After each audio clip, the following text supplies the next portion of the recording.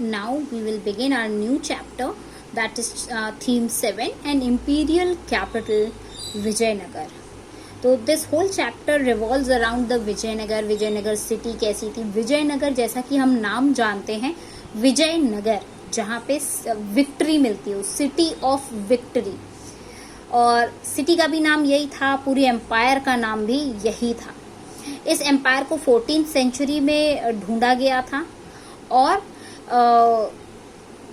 ये Krishna river north side में Krishna river से लेकर साउथ के पेनिनसुला रीजन तक फैली हुई थी. मतलब it was a very big empire in the history.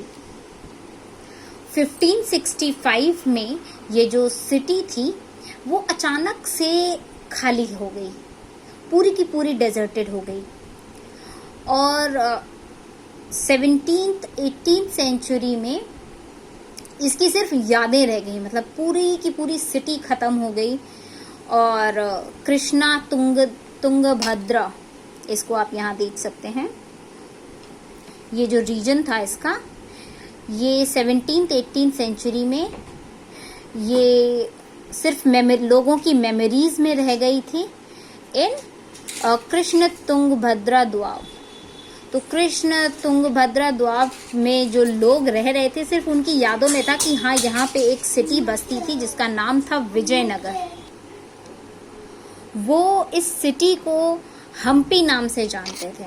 जो इसका मतलब जो लोग वहाँ रहा करते थे कृष्ण तुंगभद्रा द्वाब के पास, वो वहाँ उस रीजन के रहने वाले लोग इस विजयनगर सिटी को हम्पी नाम से जाना करते थे. और जो कि वहाँ की जो लोकल गॉडेस थी, मदर गॉडेस जिसको वो पूजते थे, पंपा देवी, उसके नाम पे इस शहर का नाम हम्पी पड़ा था. और हम्पी नाम से ही लोग वहाँ के इसको पहचानते थे. कुछ ओरल ट्रेडिशंस, आर्कियोलॉजिकल फाइंड्स के साथ मिला जुला के जो मॉन्यूमेंट्स हैं, जो इंस्क्रिप्शंस हैं, दूसरे रिकॉर्ड्स हैं, उन सबको मिला विला के ये हिस्टोरियंस ने निकाला, आर्कियोलॉजिस्ट ने, कि एक विजयनगर नाम का पूरा एम्पायर हुआ करता था.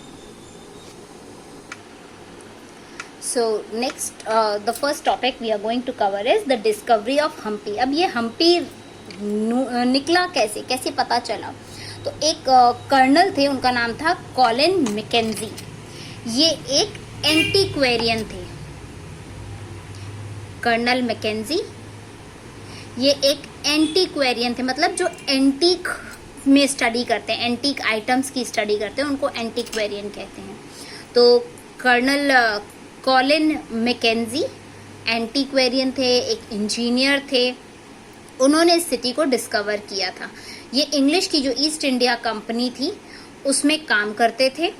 इन्होंने सबसे पहला सर्वे मैप बनाया इस पूरी साइट का, और कई सारी जो इनिशियल इंफॉर्मेशंस थी वो जो विरूपक्ष मंदिर है, जो पंपा देवी मंदिर है, पंपा देवी के आसपास जो श्राइन है जहाँ पे वो संत लोग या पंडित लोग रहा करते हैं, तो विरूपक्ष टेम्पल है, पंपा देवी का टेम्पल है विरूपक्ष.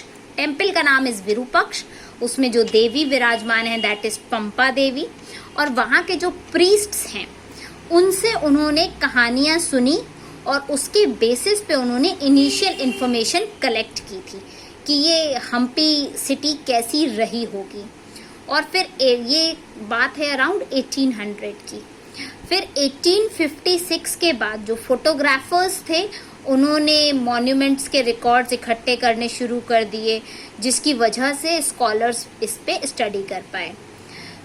1836 में जो एपिग्राफिस्ट्स थे उन्होंने कई सारे इंस्क्रिप्शंस को कलेक्ट किया, और यहाँ से भी कलेक्ट किया और हम्पी के अदर टेम्पल्स से भी कलेक्ट किया. मतलब पंपा देवी जो टेम्पल था, विरूपक्ष टेम्पल था, वहाँ से भी कई सारे इंस्क्रिप्शंस इकट्ठा किए, और भी जो हम्पी में दूसरे मंदिर थे वहाँ से भी चीज़ें इकट्ठा की. और एक पूरा एफर्ट लगाया कि हम रिकंस्ट्रक्ट कर सके कि ये सिटी, ये एम्पायर कैसा रहा होगा. और सारे सोर्सेस को कलेक्ट करने के बाद फॉरेन ट्रैवलर्स जो रहे थे उनसे इंफॉर्मेशंस लेकर, दूसरे लिटरेचर्स को जो कि तेलुगु, कन्नड़, तमिल और संस्कृत में लिखी हुई थी, पूरी हिस्ट्री को रिकंस्ट्रक्ट करने की कोशिश की इन्होंने। This is about colonel Colin Mackenzie. ये इनकी काफ़ी पुरानी एक पेंटिंग है जो मिली है, अननोन आर्टिस्ट और painter by the portrait painter Thomas Hickey. पूरा डिस्क्रिप्शन लिखा हुआ है, if you want to study it तो आप पढ़ सकते हो कि ये जो इनकी पूरी टीम रहती थी जो खोजबीन करने जाती थी, तो बाकी सब इंडियंस थे।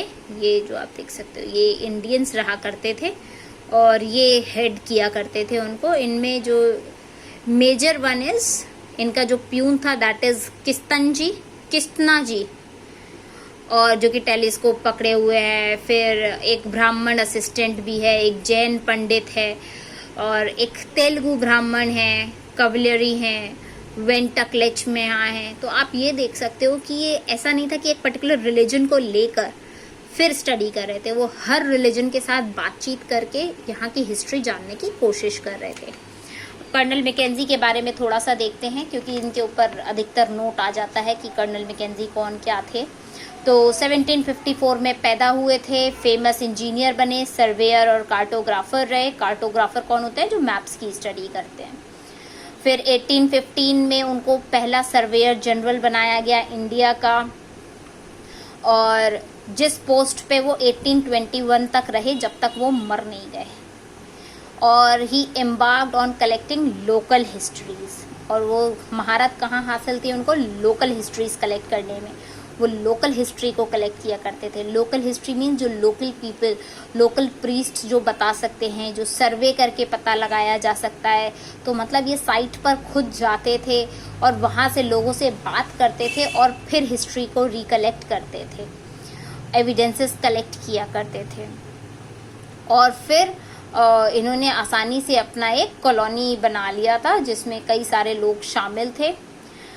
वो ये कहते थे कि it struggled long, you can read it over here, it struggled long under the miseries of bad management. तो बहुत मेहनत लगी क्योंकि मैनेजमेंट सही नहीं था। South came under the benzene influence of the British government. जब तक साउथ की चीज़ें ब्रिटिश गवर्नमेंट के अंडर में नहीं आई थी तब तक सिचुएशन बहुत ख़राब थी, इनका मैनेजमेंट ठीक नहीं था।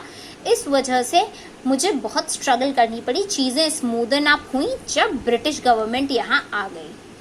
फिर विजयनगर को स्टडी करने के बाद मैकेंजी को बिलीव हुआ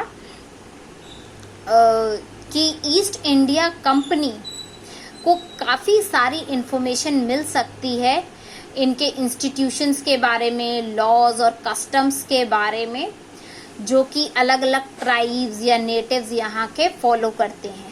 तो मतलब उनका ये मानना था कि अगर हम विजयनगर के बारे में स्टडी कर लेंगे तो हमें यहाँ के इंस्टीट्यूशंस, यहाँ के कस्टम्स, इंडिया के कस्टम्स और इंस्टीट्यूशंस के बारे में बहुत सारी जानकारियाँ मिल सकती हैं।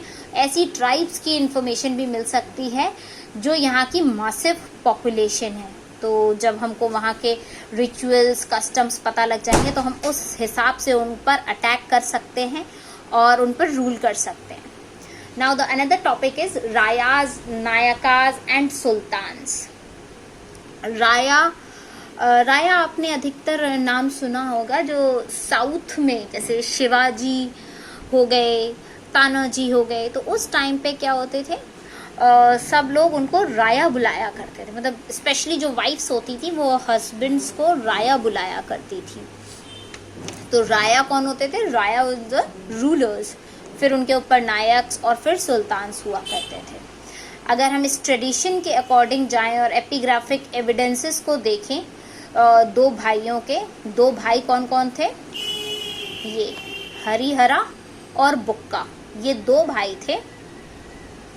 इनके ट्रेडिशंस को देखें या एविडेंसेस को देखें तो इन दोनों भाइयों ने मिलकर विजयनगर एम्पायर 1336 में बनाया था। इस एम्पायर के अंदर फ्लक्चुएटिंग फ्रंटियर्स थे जो कि अलग अलग लैंग्वेजेस बोला करते थे, डिफरेंट रिलीजन्स को प्रैक्टिस किया करते थे। अलग अलग लैंग्वेजेस बोला करते थे। मतलब ये जो विजयनगर सिटी थी, इसके जो बॉर्डर्स थे वो अलग अलग कल्चर से कनेक्टेड थे। मतलब एक साइड पे ऑल टुगेदर अलग रिलीजन है, अलग लैंग्वेज बोली जा रही है, दूसरी साइड पे अलग रिलीजन है, अलग लैंग्वेज बोली जा रही है। तो इसी का डिस्क्रिप्शन दिया गया है। जैसे नॉर्दर्न फ्रंटियर पे, इनकी नॉर्दर्न बॉर्डर पे जो विजयनगर के किंग थे, उनके कंटेम्प्रेरी रूलर्स पाए जाते थे। मतलब उन्हीं की एज के, उन्हीं के टाइप के रूलर्स पाए जाते थे नॉर्दर्न फ्रंटियर्स पे, जिसमें आते थे सुल्तान्स ऑफ डेक्कन और गजपति रूलर्स उड़ीसा के। तो ये उसी टाइम के रूलर्स हैं कि डेक्कन में जब सुल्तान्स रूल कर रहे थे, गजपति रूलर रूल कर रहे थे उड़ीसा में, उसी टाइम ये विजयनगर के राजा लोग यहाँ रूल करते थे। और लड़ाई क्यों हो रही थी? फर्टाइल रिवर वैलीज थी, उनके ऊपर लड़ाई होती थी। दिस इज द रीजन कि लड़ाई आपस में क्यों थी, फर्टाइल रिवर वैलीज के लिए। और जो रिसोर्सेज थे जिनकी वजह से ट्रेडिंग ज़्यादा अच्छी हो सकती थी, उन चीज़ों के पीछे लड़ाई होती थी कि किसका कंट्रोल रहेगा। At the same time states के बीच में इंटरेक्शन भी रहता था, तो लोग अपने अपने आइडियाज़ भी शेयर करते थे और आर्किटेक्चर में भी अपने आइडियाज़ शेयर किया करते थे। जो रूलर्स थे विजयनगर के, वो अपने पड़ोसी देशों से आइडियाज़ भी ले लिया करते थे, उनके कॉन्सेप्ट्स भी लिया करते थे, उनकी बिल्डिंग टेक्निक्स को भी सीखा करते थे और अपने आप को डेवलप करने की कोशिश किया करते थे। मतलब दे वर प्रोग्रेसिव इन नेचर। ऐसा नहीं था हम महान हैं और हम किसी की बात नहीं सुनेंगे, ऐसा उनका किंग्स नहीं थे। उनके किंग्स थे जो रेगुलर कॉन्टिन्यूस डेवलपमेंट में बिलीव रखते थे, तो वो अपने आसपास के रूलर्स से भी सीखा करते थे। यहाँ पे है जैसे कर्नाटक साम्राज्यम्य। जब हिस्टोरियंस ये विजयनगर एम्पायर टर्म का यूज़ करते हैं, तो बाकी का ये जो एरिया है, जो उनके सराउंडिंग पे या फ्रंटियर जो था, उनका बॉर्डर्स थे, उसके आसपास के एरिया को कर्नाटक साम्राज्यम्य कहा जाता है, जो उनका कंटेम्प्रेरी उस समय का जो रीजन था। अब जैसे ये आप एक टेम्पल देख सकते हैं, ये बृहदेश्वरा टेम्पल है तंजौर का। तंजौर में कई सारे ऐसे मंदिर और हैं और बहुत ब्यूटीफुल आर्किटेक्चर यहाँ पे देखने को मिलता है। It's not clear in the image, but अगर आप ऑनलाइन देखेंगे तो आपको बहुत ब्यूटीफुल और कलरफुल इमेजेस मिलेंगी। साउथ के अधिकतर में जो टेम्पल्स होते हैं वो कलरफुल होते हैं। अब इस पे आप देखें तो एलिफेंट्स, हॉर्सेस, मेन, इनके ऊपर पूरा लिखा हुआ है, तो इनको भी अभी हम पढ़ेंगे डिटेल में। कुछ एरियाज जो थे वो एम्पायर के अंदर ही आते थे और उनमें स्पेशली डेवलपमेंट देखने को मिलता था। जैसे अभी हमने आपको बताया कि विजयनगर के अंदर वो डेवलपमेंट में बिलीव रखते थे। ये नहीं था कि पुराने स्टैटिक रह के कि एक ही टाइप का रह जाए, तो इसमें कॉन्टिन्यूस डेवलपमेंट होता रहता था और इनकी पावरफुल स्टेटस में भी डेवलपमेंट होता था। और इस समय के जो टेम्पल्स रहे हैं या विद इन द एम्पायर्स जो आर्किटेक्ट रहा है, उन्होंने बड़े बड़े लोगों को भी देखा है आसपास में रूल करते हुए। जैसे उस समय चोलास का रूल था तमिलनाडु में, होयसालास का रूल था कर्नाटका में, तो ये उसी टाइम के थे। जितने भी रूलिंग एलाइट्स यहाँ के रहे, उन्होंने अपनी पैट्रोनेज को बढ़ाया, जितना हो सका बढ़ाया, इम्पैक्टफुल बनाया। और सबसे अच्छा एग्जाम्पल ये बृहदेश्वरा टेम्पल है, जिसका भी पिक्चर बना हुआ है। तो बृहदेश्वरा टेम्पल में बहुत अच्छा आर्ट एंड आर्किटेक्चर देखने को मिलता है तंजौर में। और जैसे चेन्नकेश्वर टेम्पल है बेलूर में। जो रूलर्स थे विजयनगर के और अपने आप को वो राया कहलवाते थे, तो विजयनगर को जो रूल करते थे वो अपने आप को कहते थे कि रायाज हैं हम। और इस ट्रेडिशन को उन्होंने आगे फिर कंटिन्यू भी किया और अगली हाइट तक भी लेकर गए। तो अब इसमें पहला सेक्शन हम पढ़ेंगे किंग्स एंड ट्रेडर्स। कैसे किंग्स होते थे, ट्रेडर्स होते थे। इससे पहले हम ये रह गया, एलिफेंट्स, हॉर्सेस एंड मैन। इसको गजपति भी कहा जाता है। गजपति यानी कि लॉर्ड ऑफ एलिफेंट्स। तो जो लीनेज था इनका वो बहुत पावरफुल रहा। उड़ीसा में 15th सेंचुरी के दौरान।